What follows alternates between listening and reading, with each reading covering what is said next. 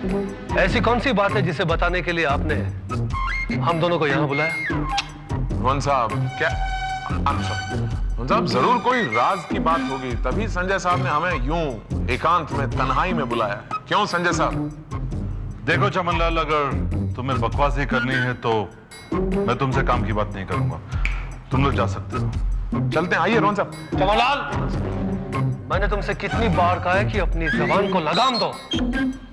जब दो अक्लमंद आदमी बात कर रहे तो बीच में नहीं बोला करते। तो वो क्या अपनी आदत से बात ही नहीं आते? देखो, अगर तुमने बीच में बोलने की कोशिश की तो बहुत बुरा होगा। अब क्या है? जो कहना चाह रहा हूं समझ गया रोहन साहब मैं। अब संजय साहब,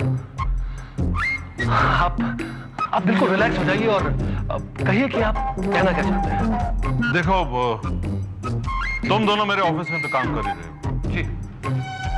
एक काम सौंपना चाहता हूं तुम लोगों को। अब जी कहिए। तुम लोग परसों से अनुराधा के ऑफिस में काम कर रहे हो। एक बहुत बड़ी दुविधा में फंसा हूं मैं कि जूली अनुराधा की हम शक्ल है या दोनों एक ही हैं। क्या तुम लोग ये जानते हो? संजय साहब, कभी जरूरत ही नहीं पड़ी। जिस दिन जरूरत पड़ेगी उस दिन जान जाएंगे। तो फिर चमनलाल, ये समझ लो कि अब जरूरत पड़ी है। तुम लोग मुझे ये पता करके बताओ कि सच्चाई क्या है। इसमें तुम दोनों की भलाई है, तुम दोनों की तरक्की भी होगी और मुंह मांगी कीमत भी मिलेगी। मतलब संजय साहब, चुटकी बजाते ही ये काम हो जाएगा, इसमें कोई बड़ी बात थोड़ी है। ये तो हमारे लिए बाएं हाथ का खेल है। अरे अनुराधा मैडम के ऑफिस में भी हम लोग काम कम और जासूसी ज्यादा करते थे। इधर की उधर, उधर की इधर, काम करते ही नहीं थे हम लोग। क्यों रोहन साहब?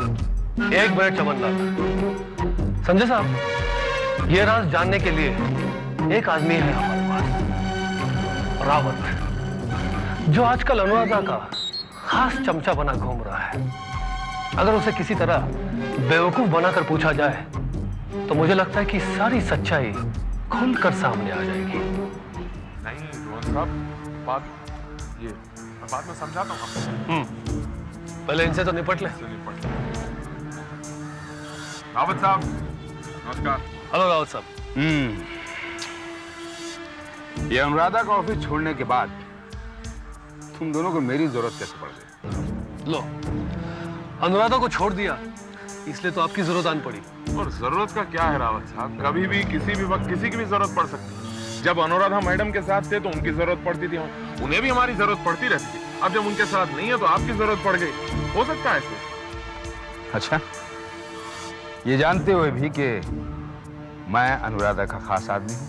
अरे तो डरते हैं क्या हम? मतलब आप हो खास आदमी हो, हमें उससे क्या? हमें अपने काम से मतलब है, हम काम करने आए, आप भी काम से मतलब रखिए। अब तुम्हें अनुराधा से क्या काम पड़ गया? देखिए रावत साहब, हम उनके कोई दुश्मन तो है नहीं, और शायद आपको ये बात का पता नहीं है कि इस शहर में एक अफवाह फैली है कि यहाँ अनुराधा जी की एक हमशक्ल मौजूद है और उसका नाम है जूली। देखिए रावत साहब, अनुराधा जी एक बहुत अच्छी लड़की है। हम दोनों ने उनकी बहुत दिनों तक सेवा की है। उन्होंने हमारी इतनी बेवकूफियां सहकर भी हमें नौकरी से निकाला नहीं। बाद में जोर से लात मार दी, ये अलग बात है, लेकिन चमला, मैं बात कर रहा हूं ना। सॉरी रावत साहब, मैं चाहता हूं कि अनुराधा जी किसी मुसीबत में न फंसे। वो उनकी हमशक्ल जूली अगर कोई गलत काम कर जाएगी तो अनुराधा जी फंस जाएंगी। अच्छा, ये अचानक अनुराधा से इतनी हमदर्दी कैसे? हाँ? पिछली बार तो बहुत फड़फड़ा रहे थे, अनुराधा को अपनी दुश्मन बता रहे थे। रावत साहब, दुश्मनी अपनी जगह है, लेकिन इंसानियत नाम की भी कोई चीज होती है। इंसानियत? वाकई तुम लोग डबल ढोलकी हो, इधर से भी बजती है और इधर से भी बजती है। दोनों तरफ से बचता है रावत साहब ढोल। भगवान झूठ न बुलाए, हाल ही में रोहन साहब को मैं समझा रहा था। और हम दोनों जो हैं, ढोल की दोनों तरफ चढ़ी हुई खाल है। हाँ, एक तरफ की खाल रोहन साहब और दूसरी तरफ की मैं। रावत साहब, इसे कहने का मतलब मैं आपको समझाता हूँ। आप अनुराधा जी से जाकर ये कहें कि वो अपनी हमशक्ल जूली से होशियार रहे। बहुत शाने समझते हो अपने आप। हाँ? क्यों बात को घुमा रहे हो? सीधा सीधा क्यों नहीं कहते कि तुम ये जानना चाहते हो कि अनुराधा और जूली दो हैं या एक है? अरे वाह रावत साहब, आप तो बड़े समझदार निकले, बहुत जल्दी बात को समझ गए। हम लोग खास करके यही जानना चाहते थे। और सच्चाई ये है कि अनुराधा और जूली एक ही है। मैं कहता था ना कि बहुत चालाक है वो, और उसने अपनी चालाकी का सबूत भी दे दिया। लेकिन वो एक है, ये बात आप कैसे जानते हैं रावत साहब? मैं खुद उससे बात कर चुका हूं। अनुराधा ने मुझसे कहा कि वो जूली का रूप लेकर घूमती है लोगों को बेवकूफ बनाने के लिए। कमाल है रावत साहब, आप ये सारी बात हमें इतनी आसानी से बता देंगे, मैं सोच भी नहीं सकता था। अरे बेवकूफ हो तुम लोग। देखो, जब हम तीनों का मकसद एक ही है तो हर बात खुलकर सामने करनी चाहिए। इसीलिए मैंने तुम लोगों को ये सच्चाई बता दी। गुड रावत साहब, वेरी गुड, बहुत बहुत शुक्रिया। अगर हम तीनों इसी तरह खुलकर बात किया करेंगे तो शायद हमारी किस्मत खुल जाए, यही कहना चाहते थे ना आप रोहन साहब? यस चमनलाल, आइए अब चलते हैं सर, ऑल द बेस्ट।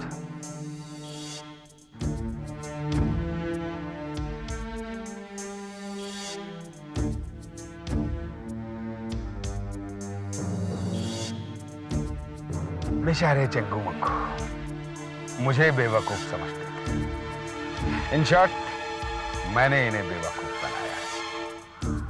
ये दोनों इसी उलझन में उलझे रहेंगे और संजय और विक्रम धोखा खा जाएंगे, जो कि मेरे लिए जीत होगी।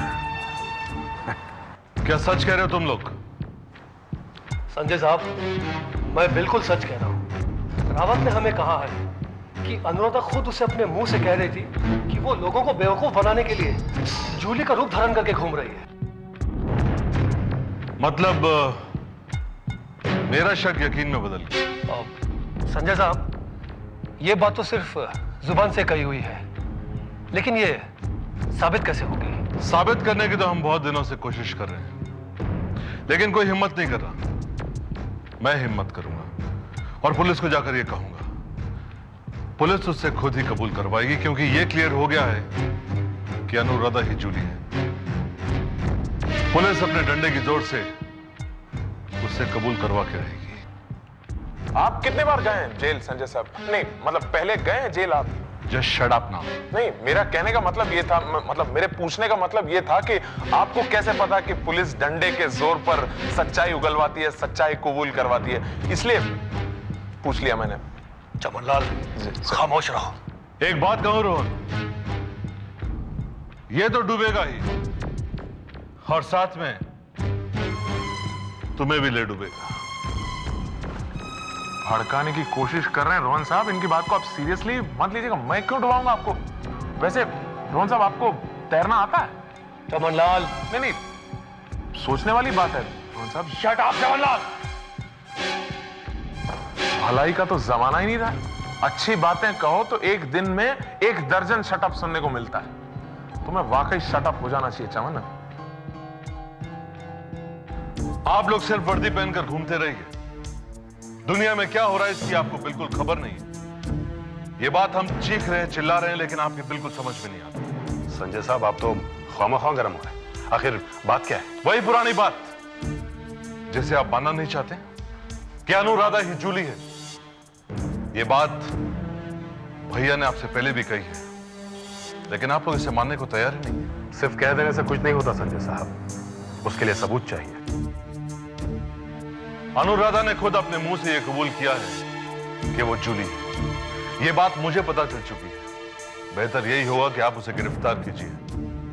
गिरफ्तार करके उसे हवालात में डालिए, उसे रिमांड में लीजिए। वो अपने आप सारी सच्चाई उगल देगी। संजय साहब, क्या आप लोगों ने कानून को अपना बिजनेस समझ रखा है कि बेईमानी की चाल चलकर सामने वाले को मात दे दी जाए? कानून में ऐसी कोई चाल नहीं होती और ना ही कोई बेईमानी होती है। कानून में सिर्फ इंसाफ होता है, और वो भी गवाह और सबूत के बिना पर। आप सबूत और गवाह के चक्कर में पड़े रहेंगे और वो चाल पे चाल चलती जाएगी और न जाने कितनी चालें चलेगी, और क्या क्या गुल खिलाएगी। वो तो अच्छा है कि मैंने और भैया ने उस पर नजर रखी हुई है। वो जिस साजिश के लिए यहां आई थी उसमें वो कामयाब नहीं हुई।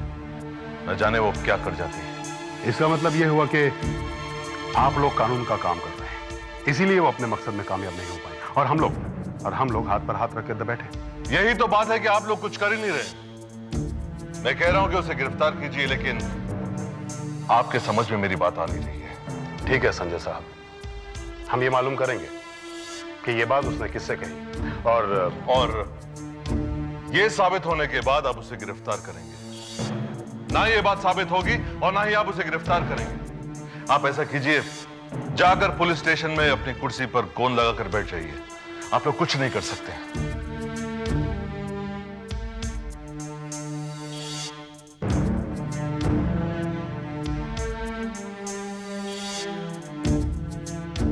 का साहब बहुत टेंशन में लग रहे हो। क्या खबर लाए? अरे खबर का, हम तो ऐसे ही सलाम ठोकने चला आया था और ये का कहानी सुन रहा हूँ रोज रोज। हैं? अगर आप कहें तो ये कहानी में कोनो ताजगी पैदा करें का? ताजगी? क्या मतलब? अरे मतलब साफ है, आप भी समझ रहे हैं और हम भी समझ रहे हैं, फिर भी अनजान बनते हैं। वो का कहते हैं, ये ससुरी जूली और अनुराधा, ये सब का चक्कर है? ये दुई हैं कि एक हैं, ना आप जानत हो ना हम जानत हैं। अगर आप कुछ करने जाओगे तो गवाह चाहिए, सबूत चाहिए, ई चाहिए, ऊ चाहिए, लेकिन हम जब करूंगा तो कौनो चीज की जरूरत नहीं है। अगर आप कहें तो हम इस समस्या का समाधान करूं। क्या करोगे तुम? अरे करूंगा का, ये पता लगाऊंगा कि अनुराधा कौन है और जूली कौन है, बस। ठीक है, ताजा खबर, जितनी जल्दी हो सके पता लगाओ। जानते नहीं हो कितना खतरनाक आदमी है? आप मुझे डांट रहे हैं और आपने उस आरिफ ने हमें इस तरह यहाँ बंद करके रखा है, उसे कुछ नहीं कहेंगे आप? आरिफ ने जो कुछ भी किया ठीक किया है। वो हनीफ तुम्हें जान से मार सकता है। अरे आप मेरे भाई होकर उस आरिफ की तरफदारी कर रहे हैं। मैं उसकी तरफदारी नहीं कर रहा हूं राजू। उसने जो कुछ भी किया तुम्हारी भलाई के लिए किया। लेकिन भैया देखो, मेरी बात सुनो। तुम अपना बोरिया बिस्तर समेटो और दिल्ली निकल जाओ। वहां जाके अपनी पढ़ाई पे ध्यान लगाना। हफ्ते भर की छुट्टी के लिए आए थे, महीना भर ठहर गए। जाओ। लेकिन छुट्टियां खत्म नहीं हुई है अभी तक। तुम्हारी छुट्टियां खत्म होना हो, वो लोग तुम्हें जरूर खत्म कर देंगे। एक बात बताइए भैया, आप मुझे दिल्ली वापस क्यों लौटाना चाह रहे हैं? क्या वाकई में हनीफ का डर है या कोई और वजह? और कौन सी वजह हो सकती है? यही कि आप क्या बिजनेस करते हैं उस पर मेरी नजर ना पड़े और आपका बना बनाया खेलना बिगड़ जाए। ये कैसी बातें कर रहे हैं तुम? भैया मुझे सब कुछ पता चल गया है। आप लोगों की जान लेते हैं, गुंडागर्दी करते हैं, हफ्ता वसूली करते हैं, अंडरवर्ल्ड के साथ आपके लिंक्स हैं। भैया यू आर अ डॉन। क्या कह रहा है तू पागल हो गया है? हाँ, ये कैसी बकवास कर रहा है तू मुझे बता, किसने तेरे कान भरे? किसने कान भरे तेरे? किसी ने मेरे कान नहीं भरे भैया, but this is a fact. यही हकीकत है। ठीक है, अगर मैं मान लूं कि मैं एक डॉन हूं और अंडरवर्ल्ड के साथ मेरे लिंक है, इससे तुझे क्या फर्क पड़ता है? तुझे कभी परेशानी दी है मैंने? कोई तकलीफ दिया मैंने तुझे? आपने मुझे कभी कोई तकलीफ नहीं दी, कभी कोई परेशानी नहीं पहुंचाई। लेकिन अगर आप वाकई में ऐसा काम करते हैं तो मुझे अपने आप पर शर्म आने लगेगी। शर्म ही नहीं, मुझे अपने आप से नफरत होने लगेगी भैया। और ऐसे वक्त पर मैं आपके खिलाफ पुलिस में जाने से या पुलिस का गवाह बनने से भी नहीं पीछे हटूंगा।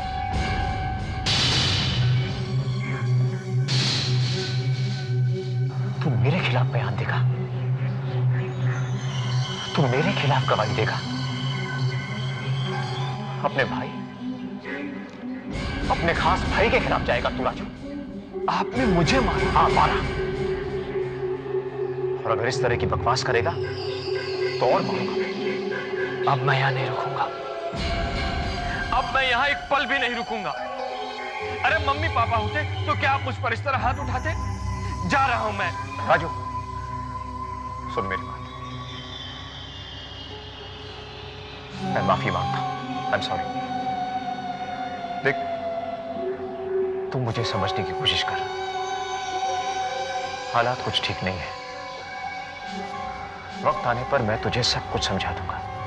मुझे कुछ समझाने की जरूरत नहीं है, सब कुछ समझ चुका हूं मैं।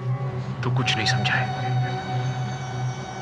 बस मुझे थोड़े दिन की मोहलत दे दे, मैं तुझे सब कुछ समझा दूंगा। ये बात भी ले।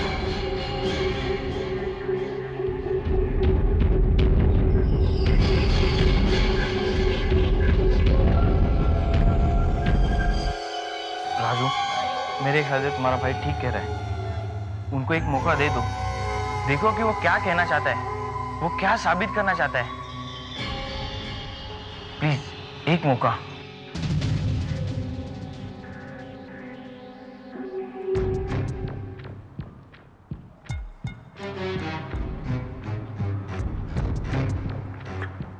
Excuse me.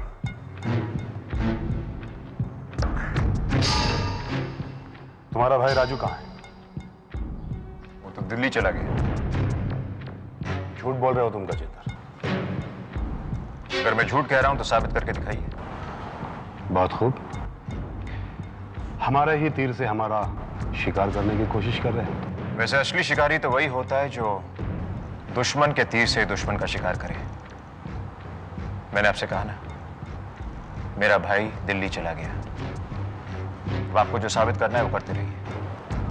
साबित भी करेंगे, वक्त आएगा तो वो भी साबित कर देंगे। फिलहाल मैं ये कहने आया हूं कि मुझे खबर मिली है कि तुम हनीफ मलबारी को कत्ल करने वाले हो। ये बात मैंने तो आपसे नहीं कही है, आपने किसी और के मुंह से सुनी। इंस्पेक्टर साहब, वैसे भी मैं किसी को नहीं मारता हूं। जब जिसकी मौत आनी होती है वो मर जाता है, और हनीफ के साथ भी ऐसा ही होगा। मतलब ये कि तुम पहले ही हिंट दे रहे हो कि तुम उसे मारने वाले हो। इंस्पेक्टर साहब, मैंने कहा ना, मैं किसी को नहीं मारता। इंसान खुद अपनी मौत तय करता है। जब हनीफ की मौत आनी होगी वो मर जाएगा, ये बात तय है।